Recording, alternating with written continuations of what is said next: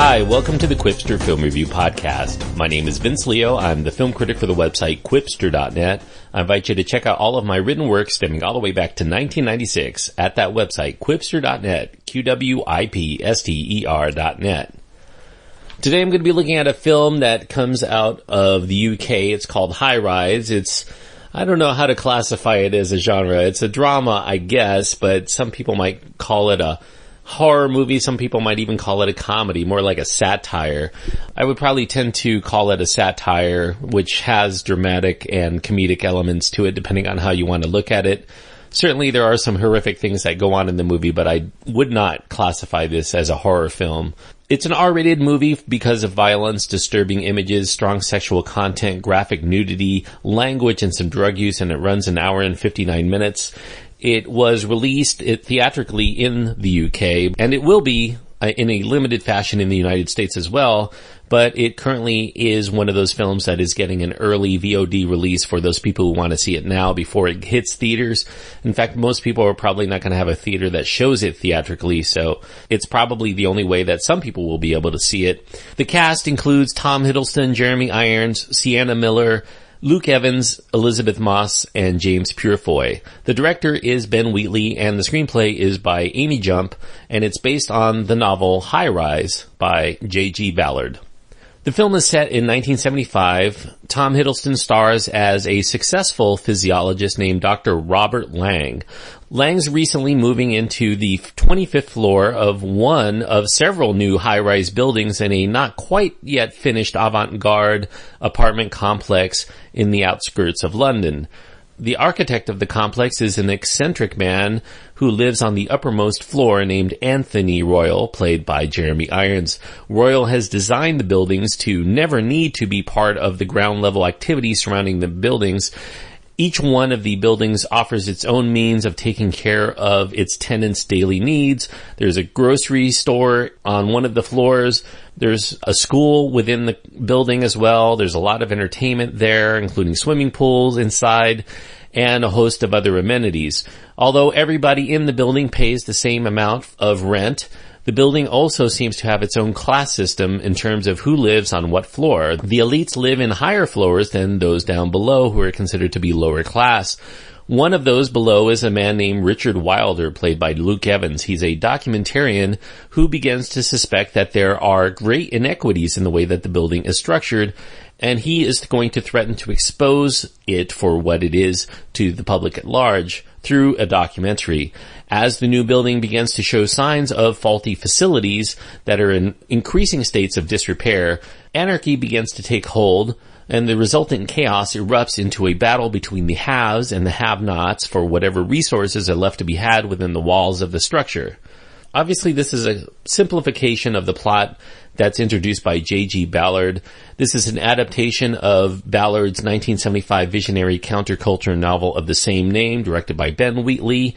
They added a hyphen to the title, but other than that, it's adapted by Wheatley's wife and frequent collaborator Amy Jump. Whereas Ballard's book, for those who've read it, is said to have been more interested in societal behavior and how it might change when people get detached from the external environment through sterile homogeneity, completely surrounded by the relative security of steel and concrete and newfangled technological advances that we come to rely on, and in the absence of, we tend to get a little bit more primal. Just imagine if the world all of a sudden started losing electricity, it would probably cause a lot of people to not even know how to live anymore, and we would become a little bit more feral as a result. This is kind of more of a sociological experiment, whereas the world at large is kind of reduced down into the confines of a building. Wheatley and Jump are more interested, in contrast to Ballard, in seeing the devolution of the building system more as a commentary on social hierarchies and the resultant class warfare. Now, both stories, whether the book or the film, do push forward the fact that there are petty issues between all of the respective parties that are involved that they worry about.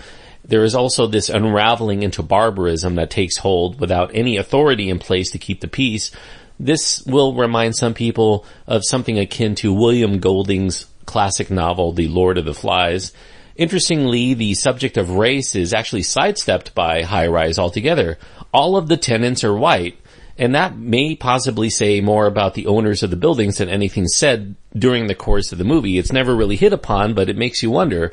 But I do think by not having any people other than white people in the film, it does negate the claim that I've seen other people make, other film critics and commenters, those people who are dissecting the themes of the film, that this is supposed to represent a microcosm of society. It is definitely not. You have all English-speaking white people in the film. It's certainly of different classes, but even the poor don't seem to be very poor. And that's where I think that a lot of people will say that Ballard's book tends to be superior, because that really was not exactly about class warfare, whereas this film seems to be a little bit more emphasis on that particular aspect of it, instead of the digression of humans into primal state, which is what the book tended to be a little bit more about. Now, because the filmmakers are always keenly aware that the story is a commentary of society throughout, the characters are not fleshed out any more than they needed to be to fulfill their symbolic representation for the purpose of the beats of the satire.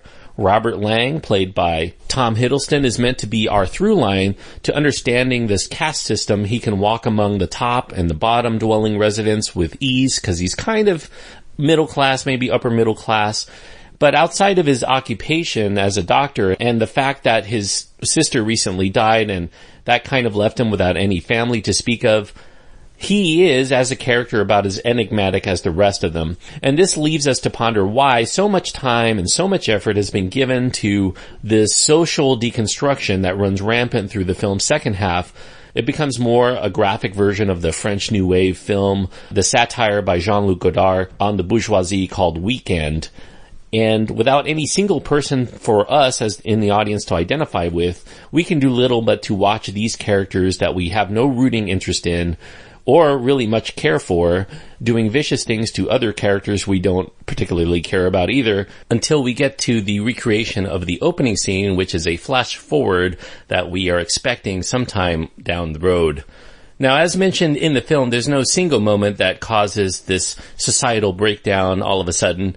It's really the erosion that sets in once the ability for both the necessities as well as the luxuries to cease to be available for all people, and that causes those without to have to resort to more drastic means to get what they feel is their right to have. Ironically, the rich are too isolated to see this situation for what it really is, thinking that it's poor people who lack the ability to enjoy things for what they are. Always complaining about money is how the rich people think that poor people are, even though the rich people don't have to worry about money since they have it. And the people who don't have money really don't have the things that money can buy. It's not money, it's the things that money is needed for. Food and shelter and all of the other things that they don't have for them or their family. Allusions to the aristocracy that ruled France before the French Revolution are also abundant in the course of High Rise. The rich above even have a costume party where they dress in their Renaissance finest and even eat cake. And meanwhile, there are nods to the decay going on around them, from the rotting fruit of the supermarket to the breakdown of the electronic equipment that is there to try to foster a life of relative ease. In contrast to the J.G. Ballard work, the film version of High Rise is often too literal to feel literary, and some people will think it's a little too on the nose in terms of its satire to have at least the fun of dissecting it, because when you have a film in which there is a satirical bent, truly good satire, I feel, is one that you can enjoy for the story as well as to enjoy for the commentary, the metatextual part of it that is going on underneath. I feel like High Rise is something that is not really that enjoyable as a story independent of the satirical elements of it. And so therefore, when you're being told constantly that this is a satire and what the nature of that satire is, it does take even that component away. It's like reading J.G. Ballard's book in which the author or the publisher decided to highlight all of the important points so that we didn't miss what was going on underneath the story. Now, though the film is clearly from its outset a semi-surreal satire on class and maybe even more specifically capitalism, there are still things that aren't adequately explained in this film. For one, it's not really adequately explained why, when fearing for their lives, the inhabitants of the building wouldn't just escape when they have the chance with their spouses and their children who are in mortal jeopardy. Normal society around these buildings is still existing in London, even though the powers that be are doing a good job in keeping the goings-on, the crimes that are being committed away from the authorities outside. It doesn't really make sense that 100% of the people in the building would stay there as if it were some sort of prison, or as if society just did not exist in the rest of the world. Now, reportedly, this aspect is something that's explained better in the book as far as the motivation of the people to remain within the building. It kind of becomes another commentary on how one's sense of time and place become distorted by one's current environment. But I do think that that's not really satisfyingly addressed in this film by Ben Wheatley. Also, one thing that I didn't really understand, the film shows many of the building's residents during the day heading out into the so-called real world in order to go to their jobs, where they presumably see their coworkers, maybe before or after they might see their family and their friends. So I don't really understand the sense of isolation and the rapid descent into madness. It seems unwarranted given that all of the people here in the building have other outlets beyond the apartment complex. They well know that there is a life outside, and they regularly hang out with people who are not undergoing the kind of decay, whether it's slow or whether it's fast, in the apartment complex. So it doesn't really make sense in that fashion. So as such, I do think that High Rise begins to wear thin as it plays through its nearly 2-hour length, because it does, as I mentioned, cycle through its themes in a very redundant fashion. And that aspect of it is further compounded by this 3-month flash forward that we get at the beginning of the film that shows how far conditions evolve in the building 3 months after Robert Laing moves in, and that leads us in the audience to know exactly where things are going to go from the outset. So whatever shock value the film could have held is immediately muted by the knowledge that the value of human life at some point is going to become nil. Family pets are going to be consumed when the food runs out, and all havoc is going to break loose within the building. So all we do for the next hour and maybe 20 minutes is watch what we already know is going to happen actually begins to happen. And unfortunately, the excitement of that feels a little bit more downplayed because of that flash forward. The film also needlessly repeats the oft-repeated theme on capitalism. There's a clip at the very end from a speech by Margaret Thatcher that doesn't come from the book, because Margaret Thatcher first rose to prominence as the leader of the Conservative Party in Britain during the year that the film is set. It was so not something that Ballard wrote into it. So he was specifically talking about things that are going on at the time and not necessarily referring to Thatcher's comments. Now, the film, in addition to feeling repetitive and redundant and maybe a little too obvious, it also feels, for today's audiences, kind of antiquated. Even though several filmmakers have tried to make High Rise into a movie and have not really succeeded, some of them even saying that it's an unfilmable property, many aspects of that novel can be found as the root of other films that have come out since it was published. For instance, it feels nearly identical to other class-based satires, most notably Terry Gilliam's films like Brazil. Some people will see this as a mix of the main story of Brazil mixed with elements of 12 Monkeys, and maybe even Fear and Loathing in Las Vegas comes to mind. And most recently, in a film that actually pays homage to Terry Gilliam in some respects, and has a nearly identical plot to High Rise, Snowpiercer. In that film, you could almost say that instead of a class divide that is in a building, it's actually more horizontal. A class divide is in the cars of a train, and the lower classes are more near the caboose, the upper classes toward the engine. So it's basically a lot of the same premise. So if you've seen Snowpiercer, a lot of this is going to seem familiar and you won't be as excited. Those films made a little bit more sense because in Brazil, it's the whole of society that is in a state of oppressiveness. So there really was no escape. People just accepted their lot in life.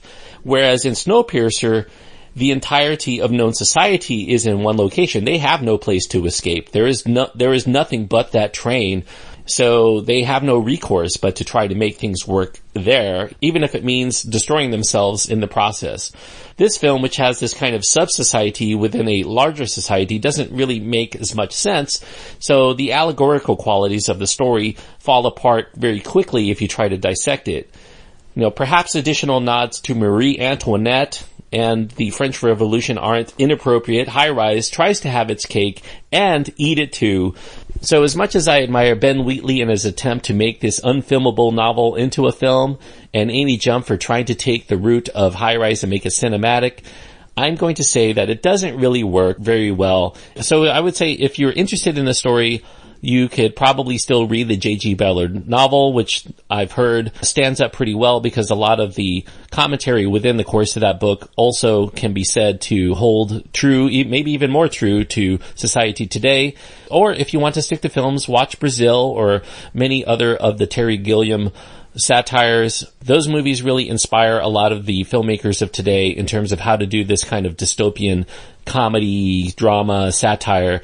You know, while many people will find them uneven, I think that it tends to be a little bit better in terms of having us have a rooted interest into the characters, as well as be more amusing and more witty and more erudite than a lot of these other filmmakers have been able to translate. So 2.5 stars is what I'm giving High Rise, and 2.5 stars on my scale means that it had the tools, it had the talent to be a film that I would recommend to people, but for whatever reason it just doesn't get it all together. And I think that you lose the Ballard voice, and in trying to cinematically try to portray that which J.G. Ballard would be able to explain better and with more understanding within the course of a novel, I think that it does get lost somewhat in translation, and it just begins to fall apart, especially on the heels of Snowpiercer. Unfortunately, it's just bad timing. Snowpiercer has already been out there. It's in the zeitgeist. You know, people are big fans of that film, even though I was not a huge fan of it. I do know that there are a lot of people that did enjoy that, and they're going to see High Rise as just more of the same and not quite as good, at least to them anyway. So 2.5 stars is all I can give High Rise. Thanks everyone for listening. I hope that you enjoyed the review.